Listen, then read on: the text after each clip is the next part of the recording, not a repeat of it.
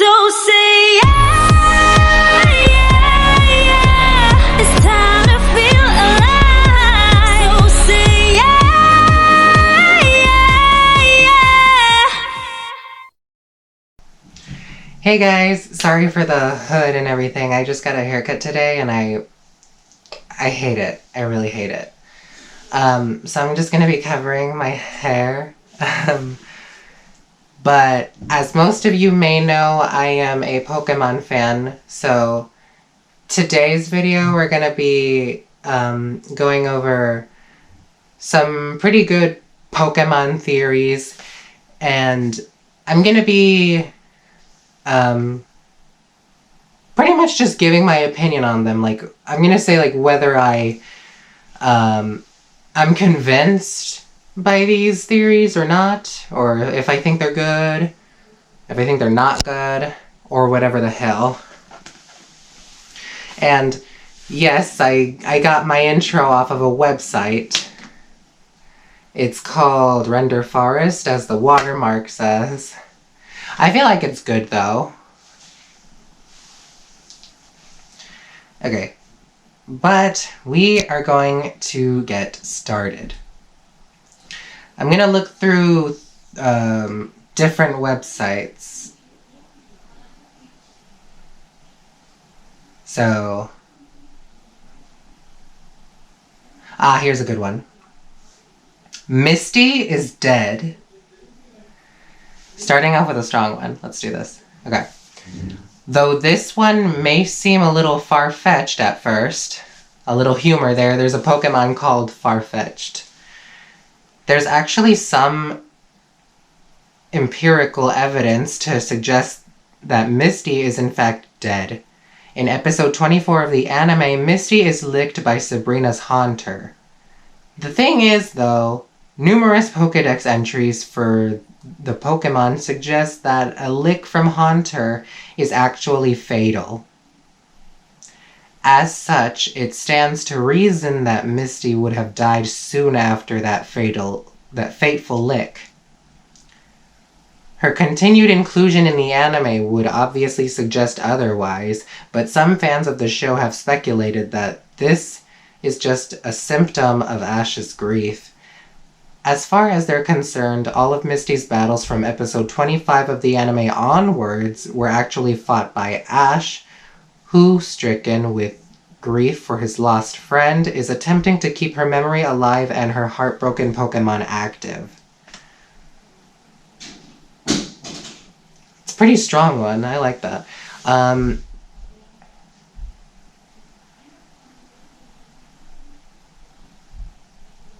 But then again, I would say I'd be convinced by this theory, but then again, Pokemon Ultimate Journeys to be a Pokemon Master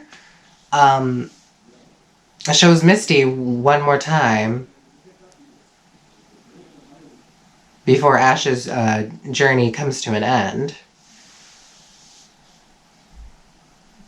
And he and Brock are literally interacting with her, so I don't really know. I'm gonna say it's a good one, but I'm kind of in between of whether I'm convinced by this.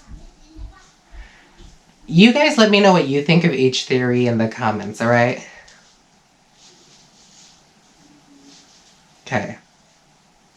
Let's look for a good one. Oh, okay, this seems kind of interesting. Okay. Humans are also Pokemon. Another theory suggests that rather than being an invasive species, human is just another type of Pokemon. At first, there's a theory that suggests that that humans are an invasive species to Pokemon.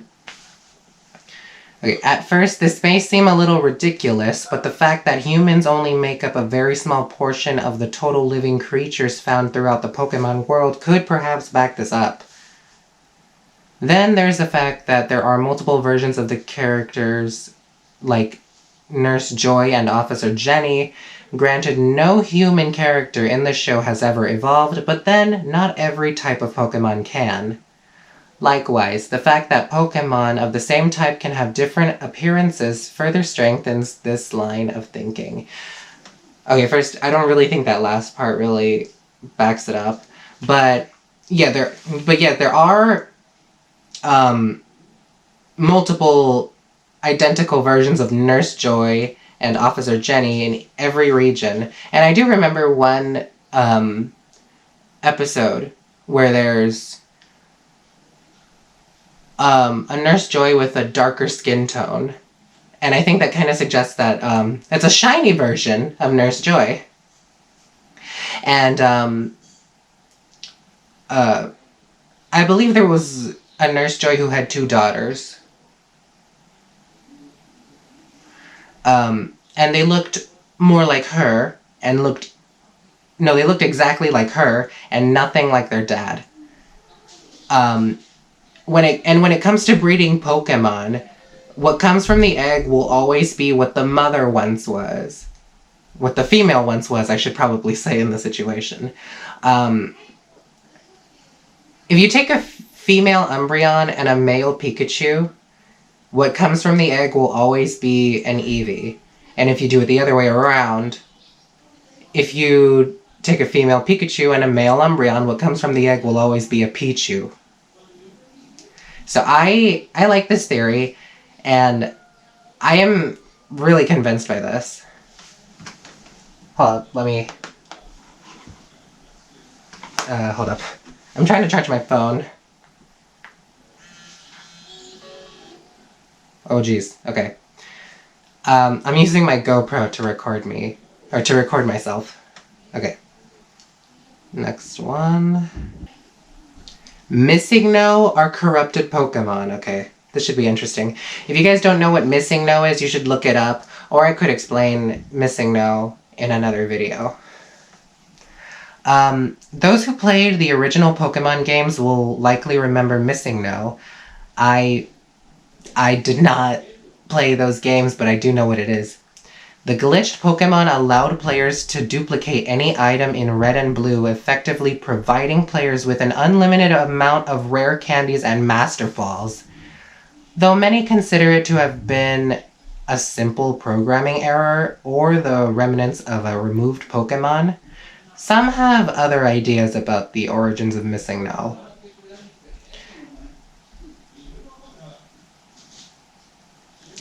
It has long been believed that Pokemon are stored as digital data while in their Pokeballs or PC box, and one theory takes this idea a step further. It suggests that if stored digitally for too long, the data can become corrupt, causing the Pokemon to become Missing No. Others have suggested that they could be failed Mew clones, which would also make sense given that they show up close to the Pokemon Mansion, where other cloning experiments are known to have taken place. Okay, this kind of seems like a really strong one.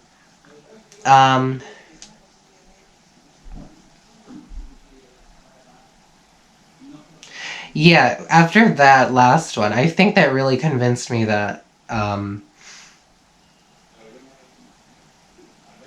Missing No are corrupt Pokemon.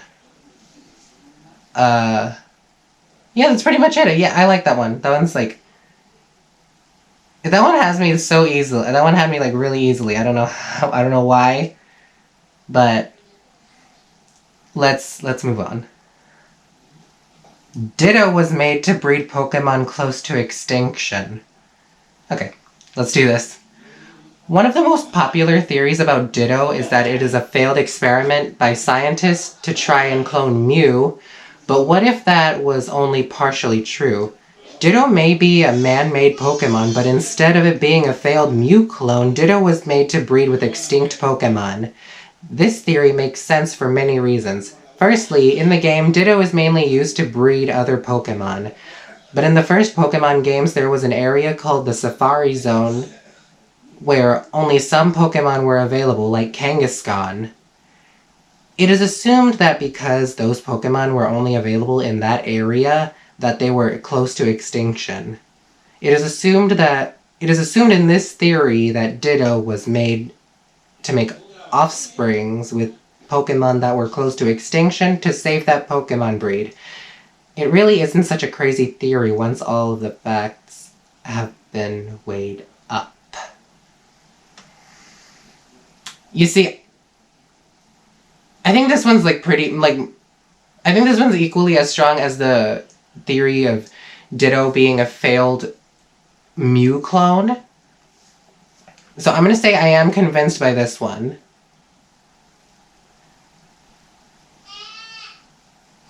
And I think it is as strong as the failed Mew clone theory.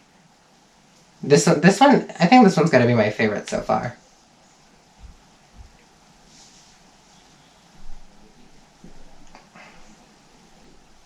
People eat Pokemon. This one, okay, I like this theory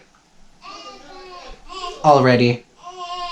In the real world, humans eat plants and animals, but what do people eat in the Pokemon world? With no real animals around and only Pokemon, it can be assumed that people in the Pokemon universe eat Pokemon. It is known already that people drink Moo Moo milk, which is milk from Miltank.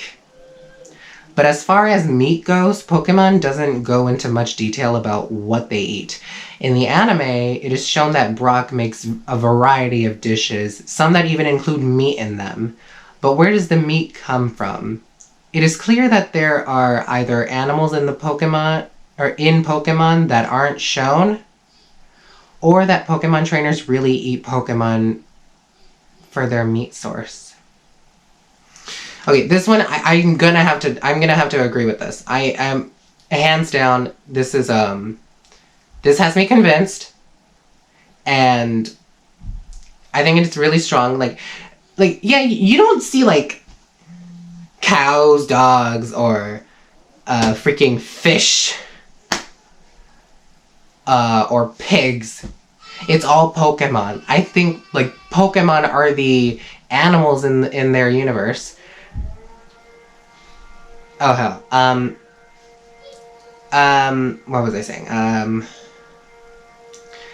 Yeah, and I once saw while playing a Pokemon game that there was a sushi restaurant with a Magikarp on the sign. So I'm assuming they got the fish meat from a Magikarp and various other fish Pokemon. I mean, like, how else can you get the freaking meat? If Brock has made a variety of dishes that even include meat, how the hell is he gonna get it if they don't eat Pokemon? That don't make no fucking sense.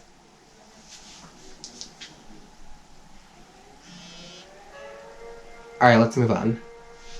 Let me go back up, because I saw one that I thought was interesting too. Cubone is originally a baby Kangaskhan. With yet another theory involving Kangaskhan, this one comes with a twist. Kangaskhan is known to be a motherly Pokemon that always care for its young, much like the majestic kangaroo. If theorists are to believe, though, this bond works both ways when it comes to Kangaskhan and led to the creation of a brand new Pokemon. The story goes that one day a baby Kangaskhan saw its mother killed by Team Rocket and was so overcome by sorrow that it stayed by its mother until it decayed. After it decayed, it wore its mother's skull like a hat, thus evolving, air quotes, into Cubone. While the theory may seem a bit dark, Pokemon die in both the anime and manga. In the manga, it is more detailed, and so it does make sense.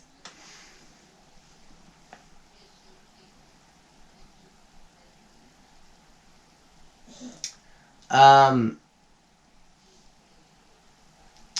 do see how this would work, but no, I'm not convinced. Mostly because of the fact this theory does seem pretty strong, but I'm not convinced. But I'm mostly not convinced because of the fact that when you Mega Evolve Kangaskhan, the Mega Kangaskhan shows the baby outside of the pouch, and it looks nothing like a Cubone, so I'm not really convinced by it just because of that reason. Pokemon eat Pokemon. Okay.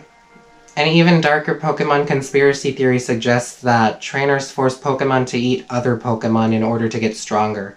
This may sound pretty wild at first, until one examines the candy system that's used in Pokemon Go.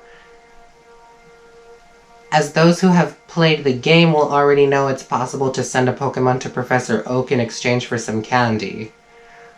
Well, the theory goes that the candy players receive back is actually made out of the Pokemon they sent. Whether or not the Pokemon was ground up by some industrial machine and compacted into candy form or subjected to some kind of magic candification beam like the one used in Majin Buu in Dragon Ball Z is unclear. One thing that is for certain, though, is that these candies are fed to other Pokemon, which is pretty disturbing if they are indeed made from their own kind. Yeah, I'm not really convinced. Yeah, I mean, like, a lot of Pokemon are based off of animals and creatures that are predatory, yes, so I would always assume that, like, Pokemon eat other Pokemon, because, like, you know, like Rayquaza, a dragon, Pyroar, a lion, Houndoom, a freaking bloodhound, or a dog, I should say, or Liepard, a leopard. But, no, I'm not convinced. Because, like, it seems like a lot of Pokemon have good relationships with each other. Like, all Pokemon, except for those who are, like, meant to be enemies. Like, Zangoose and... what was the other one? Zangoose and... oh, Zangoose and Survivor. Zangoose and Survivor. Those are meant to be enemies, so those obviously don't have a good relationship with each other, but I don't think they would eat each other.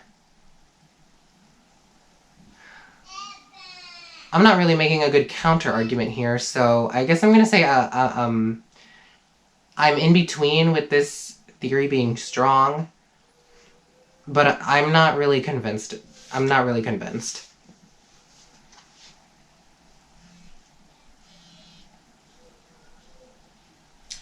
Dark Pokemon trading theory.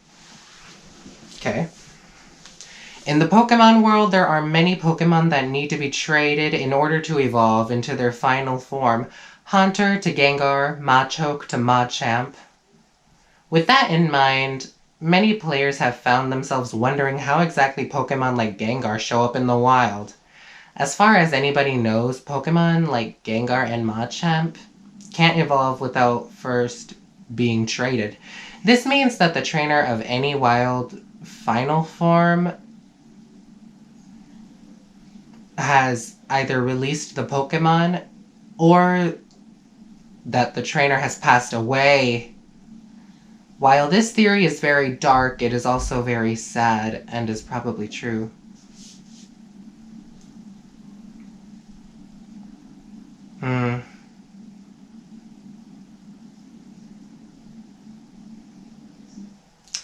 Yeah, that is really sad. And this is a pretty strong theory. And it does make a lot of sense. So I'm going to say I'm convinced by this.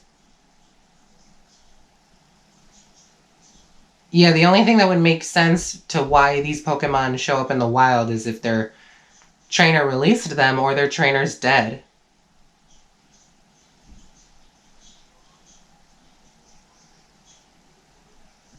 Yeah, I like this one. Voltorb is possessed by a Haunter. There are a lot of Pokemon designs that look like other objects, which is totally awesome, but there are some that have us scratching our heads. Voltorb is an electric type Pokemon that looks just like a Pokeball that has come to life, but how is that possible? Well, we all know that Haunter, a ghost type Pokemon, can haunt inanimate objects and bring them to life. Could Voltorb be a Pokeball that Haunter has possessed? They have similar eye shapes, and it would definitely be in line with Haunter's behavior, so it's possible. Um, that is pretty strong, but I am not convinced.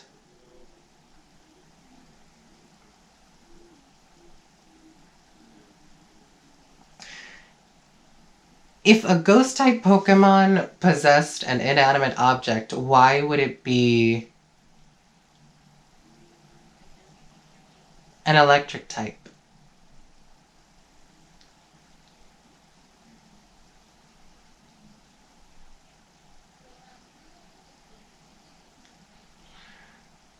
Yeah, that's pretty much all I have to... Oh, notification. That's pretty much all I have to back up why I'm not convinced by this theory. But, hell, let's go with another one. Is Lavender Town Syndrome real?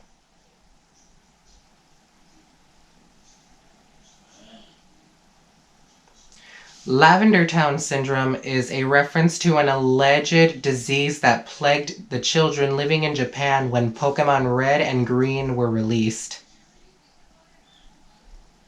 According to this urban legend, children that played the game and reached Lavender Town heard the theme that played in this eerie town and were driven to take their own lives until the developers changed the tone of the town's theme. Although this story is totally terrifying, it's nothing more than an internet urban legend. Still, people spread it around as though it actually happened and believe that the story was based on actual events. Either way, we have to admit that the original song was pretty spooky. Yeah, if people speculate that this is not that this is just an urban legend and that it's based on actual events, I'm not gonna be. I don't really think I'd be convinced by it. It's pretty strong, but not convinced. But it does say that the original theme was pretty spooky. I want to listen to it. Can I find it on YouTube? I'm gonna go on YouTube right now. Oh, why did it immediately send me to shorts? Okay. Okay. Lavender Town original Japanese theme. Okay, let's try that.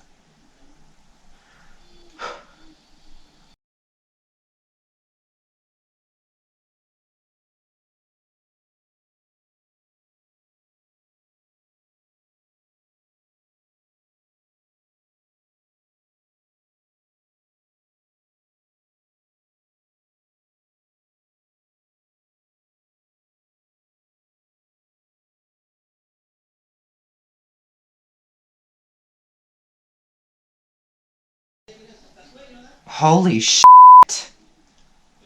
That is pretty scary. Wait. Oh, there's more videos. Hold up. Oh yeah, it's the exact same thing. Like, well, holy shit.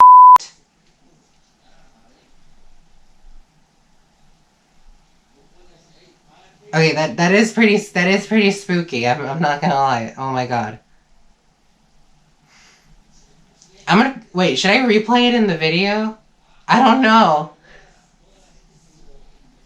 Okay, I'm just gonna show you guys a brief, just a little clip of it.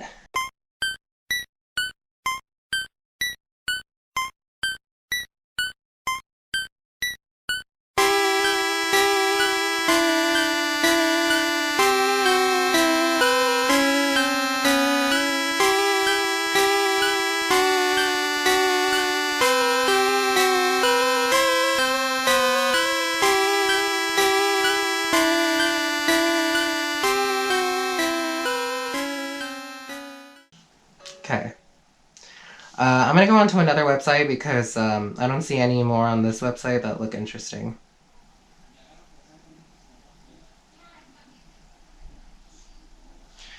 Okay, this one I've seen like a couple years ago when the Gen 9 games were released. Oh, well, no, actually, when the Gen 9 games DLC was released. This one doesn't, this person suggests that, oh, hold up. Backstory first. So, basically in the DLC, you meet a Pokemon named Calyrex, and you're looking for one of its noble steeds. This theory suggests that its original noble steed was a Galarian Rapidash, which they are found in the same region, so it does make sense, but also because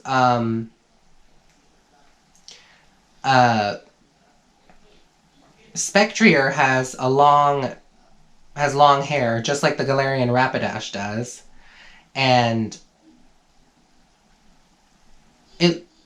it seems to me that Glastrier has a horn that's almost the same length as Rapidash's horn,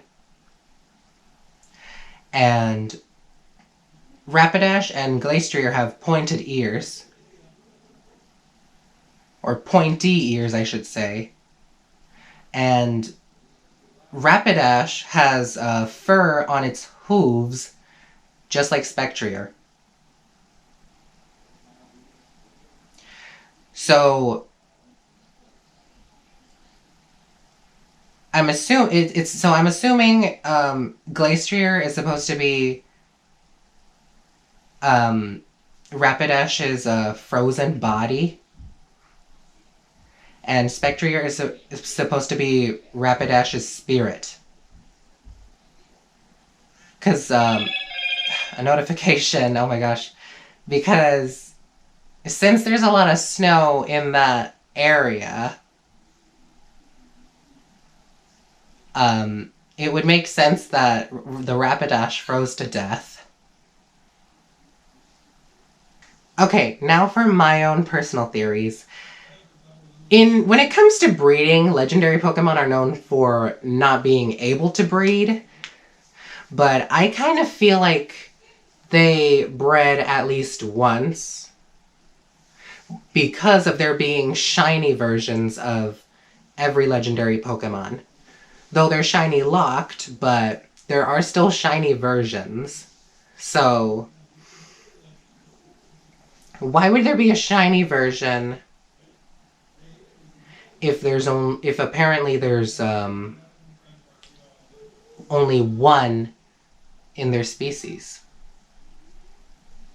No. I think there are two. And especially with the legendary birds, I think they had to have reproduced twice. They had to have had two offsprings. Because of, like, they each have a shiny version and a regional version. A Galarian version in the Galar region. And it kind of does make sense to me. Because I feel like the Galarian versions, like regional versions, I think they go through like a mutation because of like their environment. Like Vulpix, I think you find Vulpix in like sunny areas. However, the Alolan Vulpix is an ice type. You find it in like snowy areas, I believe. And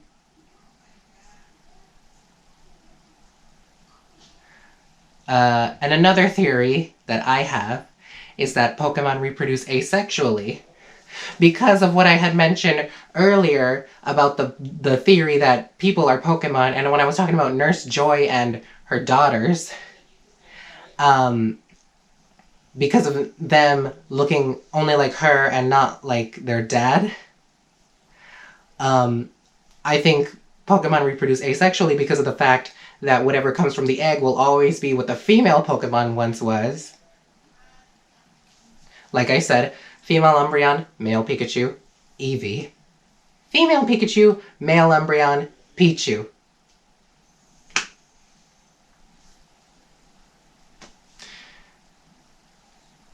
Okay, I feel like this has to have been like the goofiest videos I've ever done since, this has to be the goofiest video I've done since 2021. Damn. What happened to those videos? I deleted them. But anyway, that will be all for today. If you guys want to see another video just like this one, just say yeah, yeah, yeah. I'll see you guys next time. This was fun. Thank you so much. Finally have done a normal video in a lot of months. A lot of months. It's way too long. Anyway, see you guys.